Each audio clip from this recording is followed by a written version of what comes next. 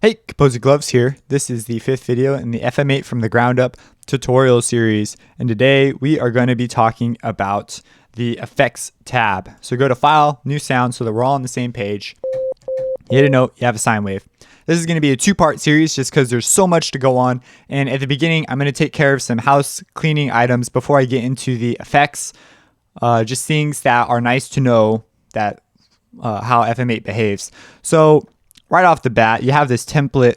To get to the effects tab, you go to navigation and effects, you click it, and you should be at this menu. Now you have this template option at the top, and you can go through here and select templates that other people have made. And these are all great and stuff, but let's say you have a preset that you've made or a sound that you've sculpted and you really want, or just a preset someone else made. You have a particular effect set that you generally just slap on stuff, and you really just want to make a rack that pops up every single time. Well, instead of, and it's not one of these, it's not covered in here. Well, you can go to a user preset, and boom, you have nothing. And you can create your stack however you want it. And actually, you know what? Let's go to, I already made a preset right here, but let's turn everything off because it demonstrates a principle. When you go to template, always use the triangle to open your menu, and you're about to find out why. So let's say we make our stuff, and now we want to save that as a preset. Well, you hit save. Let's just put one overdrive so it's obvious what we're doing. So you hit the S, and then you select the thing you want it to override and put your stuff there. So we're going to go to preset and override it. And now when we go to preset using, well, let's go to some other preset now. So here's this. Now if we go to preset, you just have that drive, and boom, that's all that's there. Now you can also change the name and hit S. So we could put change it and then hit S, go to preset, click it. And now the name has been changed to change it. So that's a really nice way to work around that. Another quick tip, if you want to save it as an effect that you want to load up in your mixer track, just as a general effect, go down to the expert tab. You have your operators here. Right click F to turn it off and double click the bottom. This is a little different on Mac. It's like control click or something. You double click the bottom to get rid of the value, and to make it an effect, you right click your in, so it's accepting input and you're routing it straight out. So it'll go through and be acted upon by your effects. And that's how you set it up as just an effects input. Now you can go to attributes. You can actually go to effects and you can start saving it and select whatever you think it fits in. And then you can hit save as and save it. And as long as you've given it a bank name, if you want to give it a new bank name, you just change the bank name.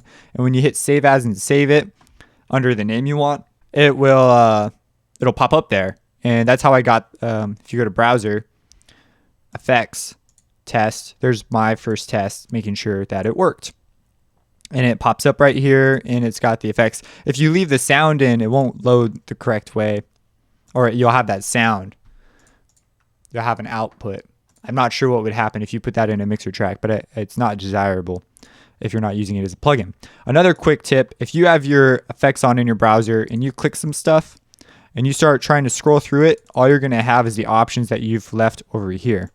So if you're in the effects, you're only going to be scrolling through effects, and you're going to change the entire thing to the effect mode. So they're all going to turn into this. So you won't get any sound at all. But if you want to scroll through your instruments, you've got to go to instruments and then scroll.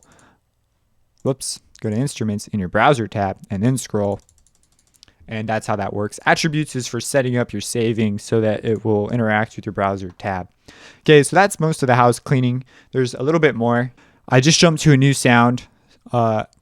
And let's look at these controls right here. So you have this amount, wet, dry, totally processed sound, not processed sound. If you play through, it still comes through. This is just the amount the effects are affecting your sound. So that's why it's named amount and not volume. You can also do this copy and paste function. So if you have this sound and you really like that sound, you can hit copy. And you can go to another sound. Go to your attributes real quick. I'm scrolling through on effects. Go to your browser and change it to instruments. So I just copied those effects, and I'm scrolling through on my sounds. And they have their effects. I don't like that. I can hit paste and bang, my effects are there. If you don't want to, for whatever reason, use the envelopes, you just have a one-time sound you want to change. You cannot copy and paste to different instances of FM8. So if you have 2 instances open, it won't work. I tried it. It's a bummer. One more quick note before we start talking about the actual effects is they are in serial. So if you turn overdrive on or off, it'll always pop up first. You cannot change the order unless you open up multiple FM8s in your mixer track to so you could put overdrive last or whatever you want. It's a little more complicated, but that's just the way they didn't want to give you the ability to drag and drop. And that's pretty much it. So let's start talking about the effects. So right now, let's set up a new sound. We have a sine wave. All right, so let's apply the overdrive effect. And you can see things start to change. This is where our signal analyzers are going to come in more. Let's set everything to default, turn the bass off, turn the volume up, and turn the drive down. So all we have is our sine wave, okay? This shows this yellow box. This, I don't know what color that is, dark gray right now. When you turn it on, it'll turn on in proportion to the amount of drive. So the brighter it is, the more drive is being applied. Volume is the amount of volume being let through the effect. Now, if you were to load up an effect in your mixer track in your DAW, they automatically, as you can see here, are all the way on. Those don't change audio, they just analyze it, so on-off doesn't really matter, but they're all the way on by default, and you could control the volume of it later if you so desire. That way you don't have all these weird volume knobs hanging around. But I think they do that because if you put some effects on it and they make a large change to your sound, they could get very loud very quickly. Maybe that was the reasoning. I don't know. So anyways, let's talk about what's going on exactly here. So we have our drive. So we got our sine wave, and let's turn the drive on and see what's happening. You could see that it's changed the angle that our sine waves are coming at. It's made them quite a bit steeper. But it's preserved the pitch, so there's still the same amount of oscillations. It's not the same as modulation, pitch modulation or phase modulation. It's different. So one other quick note, all of these things use algorithms to work, digital algorithms. So they're plugging in values to produce an outcome, and they may have statements that say, if this situation comes up, then change the way you do things, do this instead. And as a result, this can get rather complicated, but we can observe some general behaviors and sort of deduce what's happening. So it's changing our angle. As we change the bass, this bass knob is very misleading. Watch. It added a bunch of high end. Like, yeah, it boosted our bass, but this bass knob it makes the entire tone richer. Like, I do not know why they named this bass. They need to name it something else, but it does boost the bass a little. But when you add that to your tone, just know that it's going to add a lot more harmonic content to your sound. And then the last part is this tone, which basically acts like a low pass filter. Down, you can see the higher frequencies go down to the regular. Tone boosts it. And you do get a little bit of additional harmonic content on the tone as well. If we look at our graph here, you can also see it starts pushing our sound differently. So that's our drive. We get these lines right here on our tone. So just keep in mind, if you're watching your wave, I've noticed the more you observe your wave shape, the wave behavior, the better you can get at predicting what an effect is going to do. So just keep that in mind. That's what it does to your waveform. Okay, so let's get rid of overdrive. To turn off an effect, you just click the on button and it goes away, which is something that I kind of found annoying at first. I wish they had a way to keep it on the screen and you could automate it on or off. That would be a neat thing to do, but they didn't do that. So just so you know, another thing about FM8, you have this tube amp, and so this is supposed to simulate the top part of a guitar amp. So a guitar has an amp on top, and they're called combo amps, I believe. I'm not a guitar player, so I might butcher this. And then you have a cabinet on the bottom. So you could simulate an entire cabinet tube setup here. It's really interesting. I don't know if this was some sort of precursor to Guitar Rig or not, because they have psych delay down here. That's in Guitar Rig. I feel like some of this has just been transferred over there. I'm not sure which came first though. So we have our tube amp, and it's supposed to simulate a tube amp. So let's see if it does that. Again, turn your volume up because they start at 50.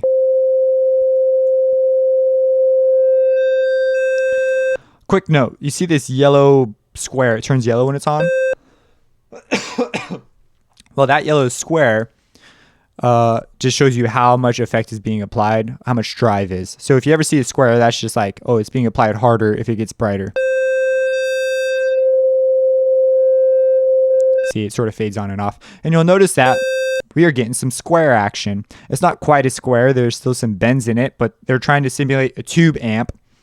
And so this is what a tube amp does. You'll notice when we move stuff around, first of all, this was a sine wave. So we're getting extra spectral content, a lot of it. And you see this phase reaction when we change the drive amount. Different notch filters in different places.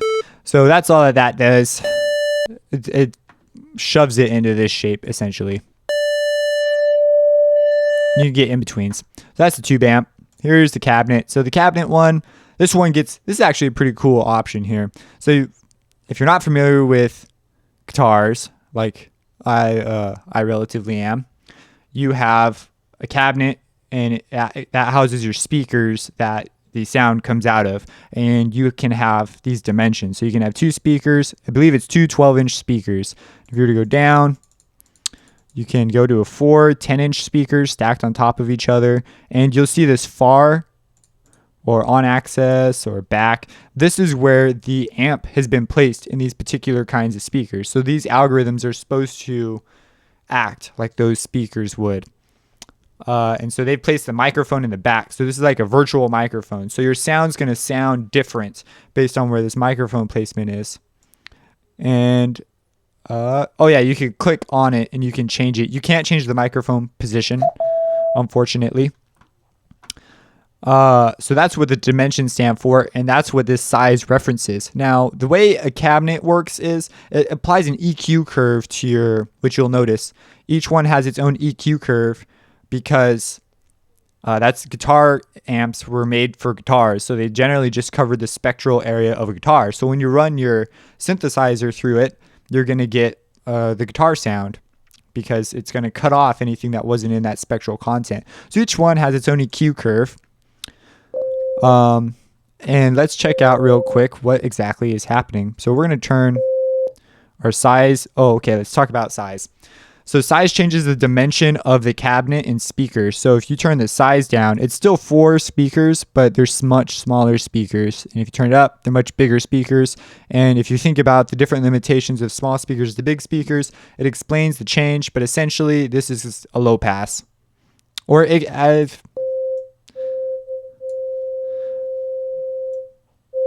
let's pick a waveform with more spectral content so we can observe some more behaviors. If you want to know how to do that, just go to I happen to know that F is the one that's always by default out. So just click down here on F and go to triangle, because that's got stuff in it. And go to effects. Now we have our content. And you can hear the different EQ curves happening as a result of us moving it. And it kind of looks like this right now. If we were to take this off, that's what it's supposed to sound like with the curve applied. And this is one of the few effects that doesn't have a volume knob, which is actually really nice. So yeah, that's what the effect does. It changes the size of the speakers, not the amount.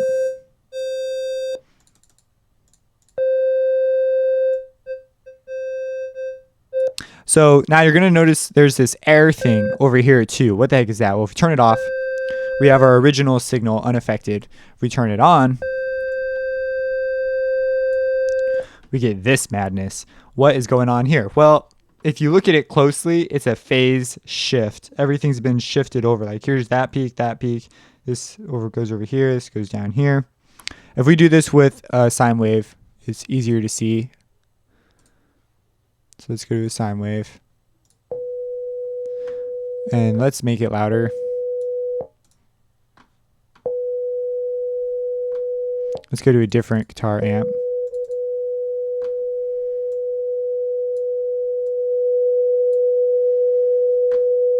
All right, I like that. I had to boost the treble. I boosted the bass because the bass affected it more than the treble.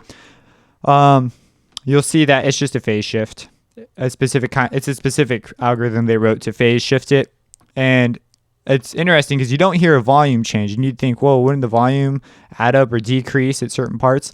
Well, yeah, but it also, as you can see, this spectral analyzer shows also stereo input. So green is left, blue is right, or it's one of those two. I can't remember, but they go out your different speakers. And as a result, you don't lose volume because they come out your two speakers separately. So if you're wearing headphones, it shouldn't make a difference. Also, they're in phase, so they should just add up anyways. But I'm sure that you could come across phase weirdness with this. So then your bass and your treble are actually bass and treble. Changes your bass. If we hit a higher note, changes that as well. So again, the air also introduces a stereo signal. Air off is just mono. And that's pretty much what the cabinet does. If you use it in conjunction with the tube amp, sounds like a guitar amp relatively. Now, it's not that convincing when you're using a synthesizer sound, but if you get something that's a bit lower and greasier, you can get a very convincing sort of guitar sound. Sounds a lot like some of the stuff Daft Punk did. So those are the more difficult ones to explain because they're just so ambiguous. These ones, hopefully, you're more familiar with. You have your shelving EQ. So you have your spectral content coming through. So you have your spectral content coming through, and you can boost it. So if you were to imagine that on this graph, they have this line in a box, and imagine that curve happening somewhere around here. So you could low shelf it, which changes the entire spectrum at this slope rate. And you could change where that is just by clicking and dragging on the red box, or you can high shelf it, or you can take away the high or low end. It is up to you completely. And that's pretty much all there is to this. I'll go ahead and make some changes and just show you.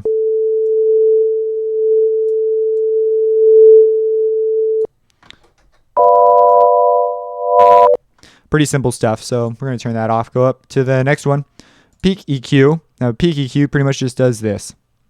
Now, Q stands for the bandwidth. So the bigger the number, the smaller the bandwidth. And the larger the number, the much larger the bandwidth, as you can see. And it does different stuff. And you have two of them you can mess with, and you can mess with the Q factor on both. This could just say bandwidth, but when you're talking in technical terms, they refer to it as Q because it makes it easier than writing out bandwidth in math equations. And yeah, again, have a volume knob. And that is what that does. I guess their volume knob makes sense now with the shelving in peak EQ. So yeah, there's not a lot to talk about with the EQs unless you want to get technical and talk about how they like actually work. And then the last one I'm going to cover today is called the talk wah. And this thing is so ambiguous. They basically just give you an idea what it's going to do. So to start off, you have your mouth.